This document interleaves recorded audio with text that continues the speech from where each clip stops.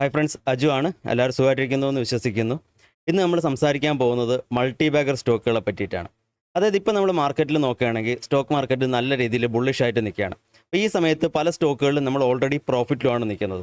പക്ഷേ ഈ പ്രോഫിറ്റിൽ നിൽക്കുന്ന സ്റ്റോക്കുകൾ 30% റിട്ടേൺസ് തരുന്ന സ്റ്റോക്കാണോ, അതേ 3x റിട്ടേൺസ് തരുന്ന സ്റ്റോക്കാണോ, അതേ 30x റിട്ടേൺസ് തരുന്ന സ്റ്റോക്കാണോ എന്ന് നമുക്കറിയത്തില്ല.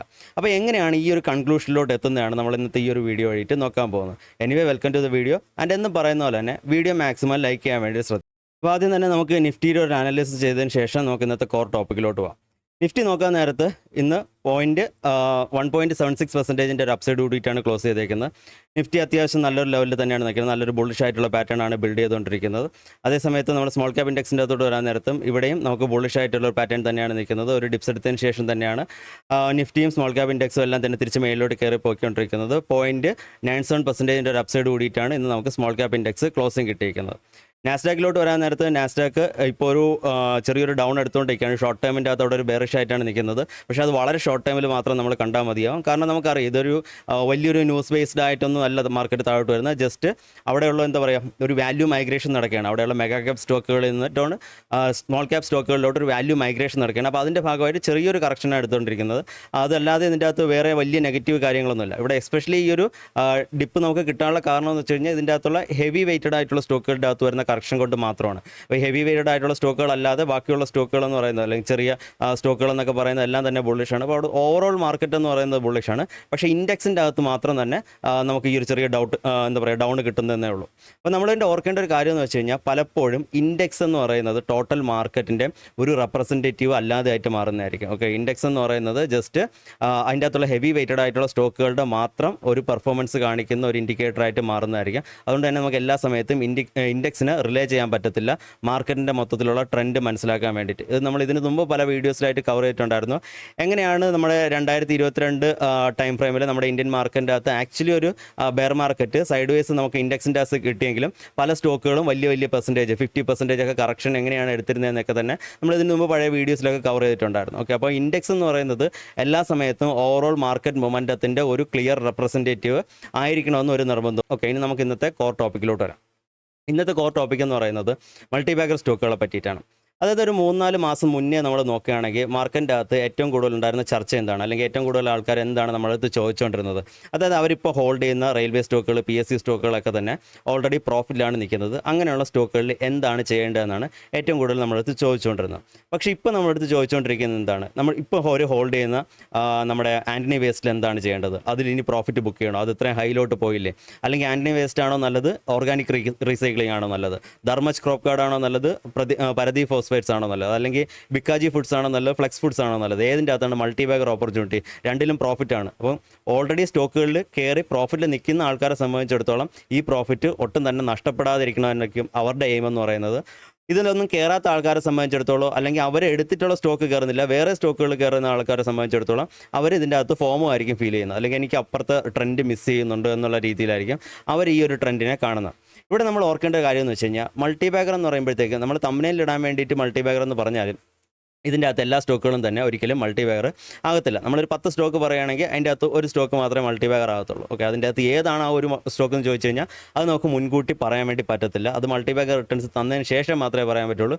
ഇന്ന സ്റ്റോക്ക് ഞാൻ പറഞ്ഞതാണെന്നല്ല എന്ന് പറഞ്ഞിട്ട് നമുക്ക് അപ്പോഴേ മാത്രമേ വരാൻ പറ്റത്തുള്ളൂ. അപ്പോൾ അതിൻ്റെ അകത്ത് നമുക്ക് ചെയ്യാൻ പറ്റുന്നതെന്ന് വെച്ച് കഴിഞ്ഞാൽ നമ്മൾ എടുത്തിരിക്കുന്ന സെക്ടർ റൈറ്റ് ആണോ എന്ന് നോക്കുക. ഓക്കെ, സെക്ടർ റൈറ്റ് ആണോ എന്ന് ചോദിച്ചു കഴിഞ്ഞാൽ അത് കറണ്ട് എമർജിങ് തീമിൻ്റെ അകത്തുള്ള ഒരു സെക്ടറാണോ, മാർക്കറ്റിൻ്റെ അതിൻ്റെ അകത്ത് ഒരു ടെയിൽ വിൻഡ് കാണാൻ പറ്റുന്നുണ്ടോ, ഒരു പുഷ് ഉണ്ടോ ആ തീമിൻ്റെ അകത്ത്, അതിൻ്റെ അകത്ത് കുറച്ചൊക്കെ ന്യൂസ് കാര്യങ്ങളൊക്കെ ഉണ്ടോ, ഇങ്ങനെ ഒരു സെക്ടർ റൈറ്റ് ആണോ എന്നുള്ളതാണ് ഏറ്റവും ഇമ്പോർട്ടൻ്റ് ആയിട്ടുള്ള കാര്യം. ഓക്കെ, ഇനി സെക്ടർ റൈറ്റ് ആണെങ്കിൽ മാർക്കറ്റ് റൈറ്റ് ആണോ, അതായത് നമ്മളൊരു ബുൾ മാർക്കറ്റിലാണോ നിൽക്കുന്നത്, ബുൾ മാർക്കറ്റിൻ്റെ ഏത് ഫേസിലാണ് നമ്മൾ നിൽക്കുന്നത്, ഇനിയും അതിൻ്റെ അകത്തൊരു മൾട്ടി ബാഗർ റിട്ടേൺസിൻ്റെ പോസിബിലിറ്റി ഉണ്ടോ. ഒരു ബുൾ മാർക്കറ്റ് നിൽക്കുകയാണെങ്കിലും അറ്റ്ലീസ്റ്റ് ഒരു വർഷമെങ്കിലും ഒരു ബുൾ മാർക്കറ്റ് ഉണ്ടെങ്കിൽ മാത്രമല്ലേ നമുക്ക് അതിൻ്റെ അകത്തൊരു മൾട്ടി ബാഗർ റിട്ടേൺസ് ബിൽഡ് ചെയ്തെടുക്കാനുള്ള ടൈം ഉണ്ടായിരിക്കത്തുള്ളൂ. ഓക്കെ, എന്തുകൊണ്ട് ബുൾ മാർക്കറ്റ് എന്ന് ചോദിച്ചു കഴിഞ്ഞാൽ ബുൾ മാർക്കറ്റിൻ്റെ അകത്ത് മാത്രമേ പി അപ്സൈഡിലോട്ട് റീറേറ്റ് ചെയ്യപ്പെടത്തുള്ളൂ. അതേസമയം ബെയർ മാർക്കറ്റിൻ്റെ അകത്തോട്ട് ആകുമ്പോഴത്തേക്കും പി ഡൗൺ സൈഡിലോട്ടായിരിക്കും റീറേറ്റ് ചെയ്യപ്പെടുന്നത്. ഇനി അതേ കണക്ക് തന്നെ ഒരു സെക്ടർ ഫാൻസിയിലാണ്, ഒരു സെക്ടറിൻ്റെ അകത്തൊരു എമർജിങ് തീം നടക്കുന്നുണ്ടെങ്കിൽ മാത്രമേ ആൾക്കാർ ആ ഒരു പർട്ടിക്കുലർ സെക്ടറിൻ്റെ അകത്തുള്ള സ്റ്റോക്കുകളിൽ പൊസിഷൻ എടുക്കത്തുള്ളൂ. അപ്പോൾ കൂടുതൽ ഡിമാൻഡ് അതിൻ്റെ അകത്ത് ഉണ്ടായിരിക്കണം, എന്നാൽ മാത്രമേ സ്റ്റോക്കുകൾ മൾട്ടി ബാഗർ ആകത്തുള്ളൂ. അപ്പം ഫസ്റ്റ് നമ്മൾ നോക്കുന്നത് സെക്ടർ റൈറ്റ് ആണോ എന്നാണ് നോക്കുന്നത്. സെക്കൻഡ് നമ്മൾ നോക്കുന്നത് എന്താണ്, സെക്കൻഡ് മാർക്കറ്റിൻ്റെ കണ്ടീഷനാണ് നോക്കുന്നത്. മാർക്കറ്റിൽ നമ്മൾ റൈറ്റ് ആണോ എന്നാണ് നോക്കുന്നത്. അതിൻ്റെ മൂന്നാമത് നമ്മൾ നോക്കുന്നതാണ് ഈ പർട്ടിക്കുലർ എന്താ പറയുക സ്റ്റോക്ക് റൈറ്റ് ആണോ എന്നുള്ളത്. ഓക്കെ, അത് സ്റ്റോക്ക് റൈറ്റ് ആണോ എന്നുണ്ടെങ്കിൽ ഇതിവിടെ ഉദ്ദേശിക്കുന്നതെന്ന് വെച്ച് കഴിഞ്ഞാൽ സ്റ്റോക്ക് അപ് ട്രെൻഡിലാണോ എന്നാണ് ഉദ്ദേശിക്കുന്നത്. അപ്പോൾ ആദ്യം നമുക്ക് മാർക്കറ്റ് അപ് ട്രെൻഡിലായിരിക്കണം, മാർക്കറ്റ് ബുൾ മാർക്കറ്റിലായിരിക്കണം, സെക്ടർ ടെയിൽവിൻഡ് ഉള്ളതായിരിക്കണം. ഇനി തേർഡ് എന്ന് പറയുന്നത് സ്റ്റോക്ക് അപ് ട്രെൻഡിലായിരിക്കണം. സ്റ്റോക്ക് അപ് ട്രെൻഡിലാണെങ്കിൽ ജസ്റ്റ് ഹോൾഡിംഗ് കണ്ടിന്യൂ ചെയ്യുക. നമുക്ക് ഇപ്പോൾ ഒരു പർട്ടിക്കുലർ തീം അനലൈസ് ചെയ്യാൻ നേരത്ത് നമ്മൾ ആ തീമിലുള്ള ഒരുപാടധികം സ്റ്റോക്കുകൾ പറയുന്നതായിരിക്കും. അതിൻ്റെ അകത്ത് നമുക്ക് റിസ്ക് റിവാർഡ് റേഷ്യോ ഫേവറബിൾ ആയിട്ടുള്ള ബ്രേക്ക് ഔട്ടിൽ കിട്ടിയ ഏതെങ്കിലും ഒരു സ്റ്റോക്കായിരിക്കും നമ്മൾ എടുക്കുന്നത്. പക്ഷേ നമ്മൾ എടുക്കാത്ത സ്റ്റോക്കുകളും ചിലപ്പോൾ നമുക്ക് അപ്സൈഡിലോട്ട് പോകുന്നതായിട്ട് കാണാൻ പറ്റും. അപ്പോൾ നമ്മൾ ഇവിടെ നിന്ന് വിട്ടിട്ട് അങ്ങോട്ട് മാറാൻ വേണ്ടി ശ്രമിക്കും. ആക്ച്വലി സ്റ്റോക്കുകൾ ഒരു അപ്സൈഡിലോട്ട് ഒരു മൾട്ടി ബാഗ് റിട്ടേൺസ് ഒക്കെ തരുന്ന ഒരു മൊമെൻറ്റമാണ് കാഴ്ചവെക്കുന്നതെങ്കിൽ നമ്മൾ ഇതിൻ്റെ അകത്ത് നോക്കേണ്ട പ്രധാനമായിട്ടുള്ള കാര്യം എന്തെന്ന് വെച്ച് കഴിഞ്ഞാൽ പല സ്റ്റോക്കുകളും നോക്കുക. 2 ദിവസം കൊണ്ട് 30-40% റിട്ടേൺസ് തരും. പിന്നെ ഒരു 2-3 മാസം സൈഡ് വൈസ് പോകുന്നതായിരിക്കും. അടുത്ത 2 ദിവസം കൊണ്ട് പിന്നെ അടുത്തൊരു 30-40-50% റിട്ടേൺസ് തരും, അല്ലെങ്കിൽ 60-70% റിട്ടേൺസ് തരും. ഇപ്പോൾ ആൻ്റണി വെസ്റ്റേനെ നോക്കുക, എത്ര നാൾക്ക് ശേഷം നമ്മളിത് ജനുവരിയിൽ ഡിസ്കസ് ചെയ്തതാണ്. ജനുവരി തൊട്ട് ഇപ്പോൾ ഇത് 7-ാം മാസമാണ് പോയിക്കൊണ്ടിരിക്കുന്നത്. 7 മാസത്തിന് ശേഷം ഇപ്പോഴത് എത്ര പെർസെൻറ്റേജ് റിട്ടേൺസ് ആണ് വളരെ ചെറിയ ടൈം ഫ്രെയിം കൊണ്ട് തന്നത്. അതിനുശേഷം ഇനി ഇത് കുറേ നാളൊരു സൈഡ് വൈസ് പോകുന്നതായിരിക്കും. ചിലപ്പോൾ ഒരു ചെറിയ ഡിപ്സ് എടുത്തിട്ട് പിന്നെ അത് കയറി പോകുന്നതായിരിക്കും. അത് നമുക്ക് പറയാൻ പറ്റത്തില്ല ഏത് രീതിയിലായിരിക്കും അത് മൂവ് ചെയ്യുന്നത്.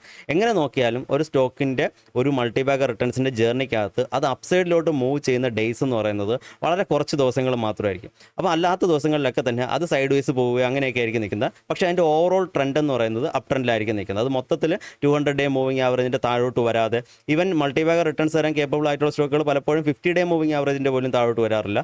അങ്ങനെ തന്നെ മേളിൽ തന്നെ നിന്നുകൊണ്ട് അത് കൺസോളിഡേറ്റ് ചെയ്യും, അവിടെ തന്നെ ഡിപ്സുകൾ എടുത്തിട്ട് ആ സ്റ്റോക്ക് തിരിച്ച് അതിൻ്റെ അപ്പ് മൂവ്മെൻറ്റ് കണ്ടിന്യൂ ചെയ്യുന്നതായിരിക്കും. അപ്പോൾ അങ്ങനെയുള്ള സ്റ്റോക്കുകളിലാണ് നിങ്ങൾ നിൽക്കുന്നതെങ്കിൽ നിങ്ങൾ ജസ്റ്റ് ഹോൾഡിംഗ് കണ്ടിന്യൂ ചെയ്യുക. ഏതായിരിക്കും ആ 2-3 ദിവസം അതിൻ്റെ അകത്ത് ആ അപ്സിങ് വരാൻ പോകുന്നത് നമുക്ക് മുൻകൂട്ടി പ്രെഡിക്റ്റ് ചെയ്യാൻ വേണ്ടി പറ്റത്തില്ല. നമ്മൾ ഇവിടെ നിന്ന് ഇപ്പോൾ ഒരു എക്സാമ്പിൾ ഇത് എടുക്കാനുള്ള കാര്യം എന്ന് വെച്ച് കഴിഞ്ഞാൽ നമുക്ക് ഗ്രൂപ്പിൻ്റെ അകത്ത് ഒരു ക്വയറി വന്നിട്ടുണ്ടായിരുന്നു, ബിക്കാജി ഫുഡ്സ് ആണോ ഫ്ലെക്സ് ഫുഡ്സ് ആണോ നല്ലത്, ബിക്കാജിയിൽ നിന്ന് മാറിയിട്ട് ഫ്ലെക്സിലോട്ട് പൊയ്ക്കോട്ടെ എന്നാണ് ചോദിക്കുന്നത്. ഓക്കെ, അപ്പോൾ അവിടെ അതിൻ്റെ ഒബിയസ് റീസൺ എന്ന് വെച്ച് കഴിഞ്ഞാൽ ഇന്ന് ഫ്ലെക്സ് ഫുഡ്സ് 9% അപ്പായിട്ടുണ്ട്, 9 or 10% എന്തോ സംതിങ് അപ്പായിട്ടുണ്ട്. ബിക്കാജി ഫുഡ്സ് കുറച്ച് നാളായിട്ട് അപ്പാവുന്നില്ല. പക്ഷേ ബിക്കാജി ഫുഡ്സിന് ഇതേ കണക്ക് അപ്പായിട്ടുണ്ടായിരുന്ന ഒരു ഫേസ് ഉണ്ടായിരുന്നു. അതിനുശേഷം ബിക്കാജി ഫുഡ്സ് ഇപ്പം കൺസോൾട്ടേറ്റ് ചെയ്തുകൊണ്ടിരിക്കുകയാണ്. ഇനി കുറച്ച് നാൾ കഴിയുമ്പോഴത്തേക്കും ഫ്ലെക്സ് ഫുഡ്സ് കൺസോൾട്ടേറ്റ് ചെയ്യും. അത് കഴിയുമ്പോഴത്തേക്കും ബിക്കാജി ഫുഡ്സ് കയറും. അപ്പോൾ ഇതിൻ്റെ അകത്ത് നമുക്ക് ഏതിലായിരിക്കും കൂടുതൽ റിട്ടേൺസ് കിട്ടുന്നതെന്ന് ചോദിച്ചു കഴിഞ്ഞാൽ ഇതൊന്നും തന്നെ നമുക്ക് മുൻകൂട്ടി പ്രെഡിക്റ്റ് ചെയ്യാൻ വേണ്ടി പറ്റത്തില്ല. നമ്മൾ എടുത്ത സ്റ്റോക്ക് അപ് ട്രെൻഡിലാണോ, അതിൻ്റെ സെക്ടർ റൈറ്റ് ആണോ, ജസ്റ്റ് ഹോൾഡിംഗ് കണ്ടിന്യൂ ചെയ്യുക. അതല്ലാതെ ഇതിൻ്റെ അകത്ത് നമുക്ക് വേറൊരു കാര്യവും ചെയ്യാൻ വേണ്ടി പറ്റത്തില്ല. ഓക്കെ, ഇപ്പോൾ ഇത്രയും പറഞ്ഞ കാര്യങ്ങളൊക്കെ ഏകദേശം മനസ്സിലായെന്ന് വിചാരിക്കുന്നു. ബാക്കി നിങ്ങളുടെ മാർക്കറ്റ് റിലേറ്റഡ് ആയിട്ടും സ്റ്റോക്ക് റിലേറ്റഡ് ആയിട്ടും എന്തൊക്കെ ക്വയറീസ് ഉണ്ടോ എല്ലാം കമൻറ്റ് ബോക്സിൽ ഇട്ടാൽ മതി. എനിക്ക് ടൈം കിട്ടുന്നതിനനുസരിച്ചിട്ട് മാക്സിമം കമൻറ്റുകൾക്ക് റിപ്ലൈ തരാൻ വേണ്ടി ശ്രമിക്കുന്നതായിരിക്കും. Thanks for watching. Happy investing, happy trading. Have a good night. Thank U.